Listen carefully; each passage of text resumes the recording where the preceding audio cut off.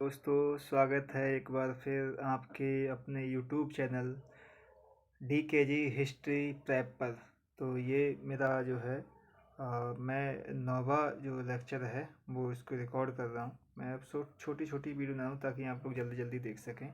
मेरा नाम है देवेंद्र कुमार और मैं स्वागत करता हूँ आपके अपने यूट्यूब प्लेटफॉर्म पर। तो शुरू करते हैं बिना किसी देरी के। क्वेश्चन नंबर 270 है कि मैं और अन्य कोई नहीं, आप क्या हैं जो मैं नहीं हूँ, और आप क्या नहीं थे जो मैं नहीं रहा। उपयुक्त कथन को किसके बारे में जो है बोला गया है? तो ये जो है किसके बारे में बोला गया? तुर्कान ए चहलगामी। इसकी जो स्थापना ही वो किसने की? इल्तुतमिश ने। और इसको ख़त्म करने वाला कौन था? बलबन था। ठीक है ना। जिले जिले अल्लाह का राजाधिकार संबंधी अवधारणा है। तो जैसे ही राजत्व सिद्धांत वाली बात, ईश्वर का दूत वाली बात है, वहाँ जो है सीधे सीधे कौन होगा? बलबन। ठीक है, आगे बढ़ते हैं। वह कौन सा प्रथम राज्य था जिसके विरुद्ध अलाउद्दीन खिलजी ने हमले की शुरुआत की थी? तो ये कौन था? रणथंबोर। ठीक है ना। 1301 की बात है ये। अरे भाई सेलेक्ट हो जाओ। 1301 में रणथंबोर। ठीक है ना, यहाँ पढ़ लेना।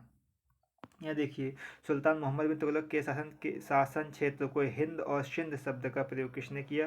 तो ये जो है मोरक्को का शासक था इब्न बतूता, यही मोहम्मद बिन तुगलक के काल में था, तो इसने जो है इसका प्रयोग किया। तो आगे बढ़ते हैं हम लोग क्वेश्चन नंबर 273 की ओर, 74 की ओर। सुल्तानगढ़ी किसका मकबरा था? तो सुल्तानगढ़ी में किसका मकबरा था? नासिरुद्दीन महमूद का। ठीक है ना। किसका मकबरा था? नासिरुद्दीन महमूद का। ठीक है ना। तो नासिरुद्दीन महमूद के बारे में और पढ़ना तो पढ़िए। दिल्ली सल्तनत युग में विभिन्न ललित कलाओं में से मुख्यतः स्थापत्य कला का विकास हुआ। कुतुब मीनार का प्रारंभ जो है, निर्माण का प्रारंभ जो है ऐबक के समय हुआ, और इसका पूर्ण निर्माण इल्तुतमिश के समय हुआ। इल्तुतमिश के कुतुब मीनार से 30 मील के दूर मलकपुर गांव में अपने सबसे बड़े पुत्र नासिरुद्दीन मोहम्मद का मकबरा सुल्तानगढ़ी बनवाया। कब बनवाया? 1231 से 32 में। ठीक है, आगे बढ़िए। सर्व कर किस पर लागू होता था? सर्व जो है कर किस पर लागू होता था? तो जल आपूर्ति को बनाए रखने के लिए जो है सर्व कर जो है लागू होता था। फिरोज तुगलक ने गद्दी पर बैठते स्थायित्व और व्यवस्था कायम रखने हेतु तत्काल आदेश जारी किए। उसने सभी समुदाय के व्यक्तियों का विश्वास जीतने का प्रयत्न किया। फिरोज ने कृषि और उन्नत किस्म की फसलों के प्रचलन की सहायता से नहरों द्वारा सिंचाई कर की दर जो है उपज का कितना? 1/10 भाग थी। हक ए सर्व या सिंचाई कर के माध्यम से और उद्यानों की आय से अपनी आय बढ़ाने का प्रयास किया। फिरोज ने 5 बड़ी नहरों का निर्माण करवाया। 276 है कि कौन सा दिल्ली सुल्तान हिंदू योगियों और मुस्लिम फ़कीरों की जो है हिंदू योगी और मुस्लिम फ़कीरों के साथ जो है बातें करता था? तो ये कौन था? मोहम्मद बिन तुगलक। ठीक है ना। आगे बढ़ते हैं नेक्स्ट क्वेश्चन की ओर। और यहाँ लिखा है कि वह होली और मुहर्रम दोनों में भाग लेता था। कौन? मोहम्मद बिन तुगलक। यहाँ देखिए, वह किस किस शासक ने विचार दिया कि राज्य जो है वास्तव में एक इस्लामी राज्य नहीं हो सकता? तो किसने दिया था? ये जलालुद्दीन खिलजी। ये कौन है? अलाउद्दीन खिलजी का चचा। आगे बढ़ते हैं हम। यहाँ दे दिल्ली सल्तनत का पहला संप्रभु या प्रभुता संपन्न शासक कौन था? तो ये कौन था? इल्तुतमिश। ठीक है ना। ये इसी को बोला जाता है कि गुलाम वंश का वास्तविक संस्थापक कौन था? तो ये कौन था? यही कौन? इल्तुतमिश। ठीक है। फिरोज तुगलक ने केवल वे ही कर वसूल किए जिन्हें इस्लाम धर्म की मान्यता थी। निम्नलिखित में कौन सा एक अतिरिक्त कर था जो फिरोज तुगलक ने लगाया? तो जक़ात पहले से ही था। ठीक है ना। जक़ात अलग से था, जजिया अलग से था, खुम्स लूट का माल हुआ करता था, सिंचाई कर जो वो अलग से लगाया गया। ठीक है ना। आगे पढ़ते हैं हम लोग। दिल्ली सल्तनत के किस सुल्तान ने यह घोषणा की थी कि राजा का कोई सगा संबंधी नहीं होता? तो ऐसा कहने वाला कौन था? इब्राहिम लोदी। ठीक है ना। अलाउद्दीन खिलजी द्वारा चित्तौड़ के किले पर आक्रमण का सजीव विवरण मिलता है। तो किसमें मिलता है? पद्मावत में। ठीक है ना। किसमें मिलता है? पद्मावत में। नेक्स्ट बढ़ते हैं नेक्स्ट क्वेश्चन की ओर। हाँ, आते हैं नेक्स्ट क्वेश्चन में। लोधी वंश के शासक किस जाति या प्रदेश से मूलतः संबंधित थे? तो लोधी वंश वाले जितने भी थे ये कौन थे? विशुद्ध अफगान पठान। ठीक है ना। आगे चलते हैं। अलाउद्दीन खिलजी द्वारा बाजार नियंत्रण व्यवस्था या का आर्थिक अधिनियम के पीछे क्या उद्देश्य था? तो वो चाहता था कि भाई जो है सीमित वेतन में अपने सैनिकों को जो है संतुष्ट रखना चाहता था। कौन? अलाउद्दीन खिलजी। आगे बढ़ते हैं हम। मोहम्मद बिन तुगलक द्वारा सांकेतिक मुद्रा का प्रचलन संबंधी प्रयोग किस कारण से विफल हो गया? क्योंकि नकली मुद्रा ज़्यादा चलने लगी थी। तो यहाँ देखते हैं व्यापक स्तर पर नकली सिक्कों की ढलाई शुरू हो गई थी। यही इसका राइट आंसर है। फिरोज शाह तुगलक ने किसकी स्मृति में चिरस्थायी रखने के लिए जौनपुर अपने भाई की जो है जौना खां की जो है याद में? तो ये यहाँ पर होता है मोहम्मद बिन तुगलक, जिसका नाम क्या था? जौना खां भी था। ठीक है ना। तो इसकी याद में जो है मकबरा बनवाया। यहाँ पढ़िए, वह कौन सुल्तान था जो स्वयं को नायब ए खुदाई या ईश्वर का प्रतिनिधि, फिर आ गया नायब ए खुदाई ईश्वर का प्रतिनिधि, जैसे ही आया वहाँ जो है बिना सोचे समझे बलवन आप लोग टिक कर दीजिए। ठीक है। यहाँ आगे हम लोग पढ़ते हैं कि तैमूर को सैयद वंश का प्रतिनिधि खिज्र खां द्वारा संस्थापित राजवंश क्यों कहा जाता है? उसने तथा उसके उत्तराधिकारी ने सैयद नाम से शासन किया, तो ये ऑप्शन गलत। खिज्र खां पैगंबर का वंशज था, गलत। खिज्र खां पूर्वी तुर्कस्तान की सैयद जनजाति का था, तो यानी कि गलत। यहाँ देता है खिज्र खां पैगंबर का वंशज है, तो ये सॉरी, इसके लिए हम लोग जो है रिपीट करते हैं, ये ऑप्शन जो है यहाँ पढ़ते हैं, खिज्र खां पैगंबर का वंशज था, तो ये ऑप्शन जो है बिल्कुल राइट है। ठीक है ना, सॉरी फॉर दिस, तो ये सही है। वह इस्लामी धर्मशास्त्र का प्रतिष्ठित विद्वान था, ये गलत है। तैमूर को सैयद वंश प्रतिनिधि खिज्र खां द्वारा संस्थापित राजवंश कहा जाता था, क्योंकि खिज्र खां पैगंबर का वंशज था। मध्य एशिया के महान सेनानायक तैमूर ने 1398 में सुल्तान नासुद्दीन महमूद तुगलक के शासनकाल में भारत पर आक्रमण किया। किसके? नासुद्दीन महमूद तुगलक के। ठीक है ना। खिज्र खां को लाहौर, मुल्तान और कौन है दीपालपुर की सूबेदारी सौंप दी गई। नेक्स्ट बढ़ते हैं। दूसरा, सल्तनत काल में उत्तराधिकार का क्या सामान्य नियम था? तो सल्तनत काल में उत्तराधिकार का सामान्य नियम क्या था कि अमीरों के मंतव्य और गद्दी के लिए दावेदार व्यक्ति की अपनी शक्ति एवं क्षमता की योग्यता रखना। ठीक है। यहाँ आइए, बरीद कौन था? तो बरीद आया, जैसे ही आया तो ये कौन था? गुप्तचर हुआ करता था, तो गुप्तचर। ठीक है ना।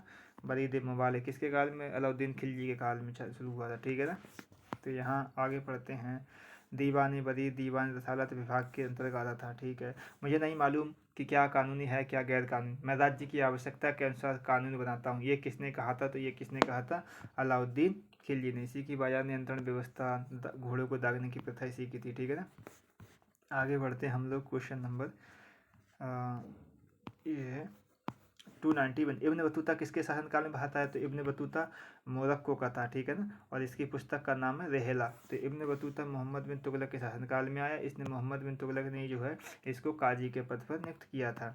तुर्कान ए चहलगानी कौन था? तो तुर्कान ए चहलगानी कौन थे? इसमें पढ़ ली 40 अमीर समूह थे, जिसका किसने बनाया? इल्तुतमिश ने। ठीक है ना। इल्तुतमिश ने इसका गठन किया, और इसका विघटन किसने कर दिया?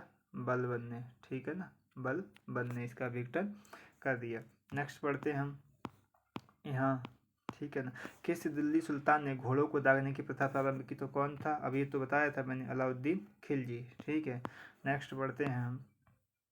नेक्स्ट क्वेश्चन के, प्रथम तराइन का युद्ध कब हुआ था? तराइन का प्रथम युद्ध 1191 में हुआ था। ठीक है ना।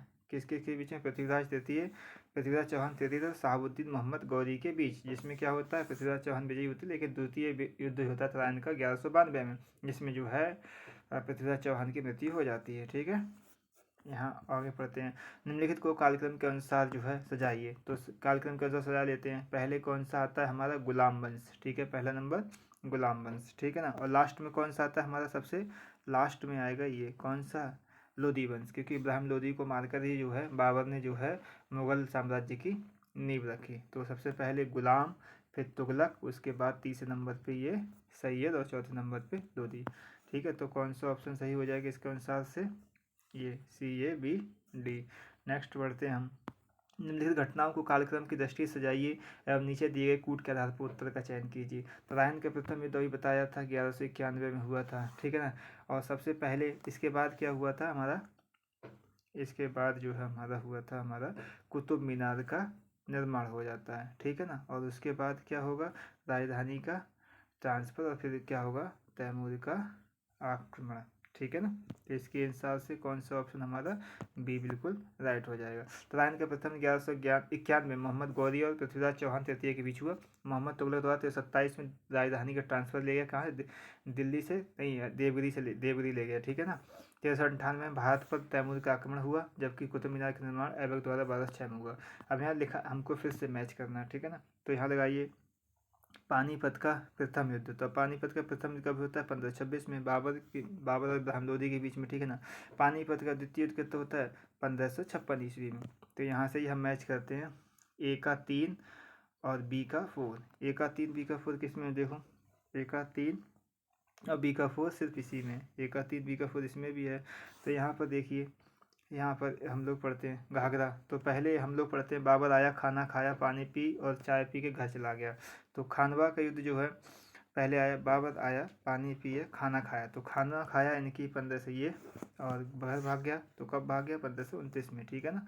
कब भाग गया 1529 में। तो ये इस तरह से इसका ट्रिक से मिला के हम कर सकते हैं, ये बी यानी कि सी का दूसरा डी का बंद कर सकते हैं। तो नेक्स्ट आते हैं हम क्या, सैयद वंश का अंत करने वाला कौन सा था। तो सैयद वंश का जो है किसने अंत किया, बहलोल लोदी ने, और उसी ने जो है लोदी वंश की। मोहम्मद शाह की मृत्यु के बाद उसका पुत्र अलाउद्दीन आलम शाह के नाम से सिंहासन पर बैठता है। वह अपने वजीर हमीद खां से विवाद करके बदायूं चला गया। आगे चलकर बहलोल लोदी ने दिल्ली पर अधिकार करके सैयद वंश का अंत करके 1451 में, कब 1451 ईस्वी में कब किया, लोदी वंश की स्थापना की।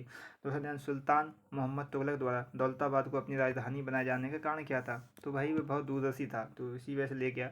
वह दक्षिण प्रांत को, यहाँ पढ़ते हैं, वह दक्षिण प्रांत को अपनी अधिक आसानी से नियंत्रित करने के लिए वह यहाँ पर दूसरी राजधानी बनाए रखना चाहता था। तो ये ऑप्शन बिल्कुल राइट है। हम आगे पढ़ते हैं। 300, अलाउद्दीन खिलजी के बाजार नियंत्रण व्यवस्था के बारे में जो है जयाउद्दीन बर्नी के अनुसार क्या उद्देश्य था। तो जयाउद्दीन बर्नी के अनुसार जो है एक विशाल सेना का भरण पोषण करना था, किसका, अलाउद्दीन का उद्देश्य था, ठीक है ना। तो कल से हम क्वेश्चन नंबर 301 से स्टार्ट करेंगे। और थैंक यू सो मच आपके इस प्यार के लिए। आप लोगों को अगर ये वीडियो अच्छी लगती हैं, आप लोग बुक्स तो सारे लोग पढ़ते ही हैं सभी लोग, लेकिन क्वेश्चंस को हम लोग जो है वो नेगलेक्ट कर देते हैं। तो इसी वजह से मैं क्वेश्चन आंसर सीरीज चला रहा हूँ। और अगर आप लोगों को किसी को भी अच्छी लगती है तो लाइक शेयर और कमेंट ज़रूर करें। Thank you so much.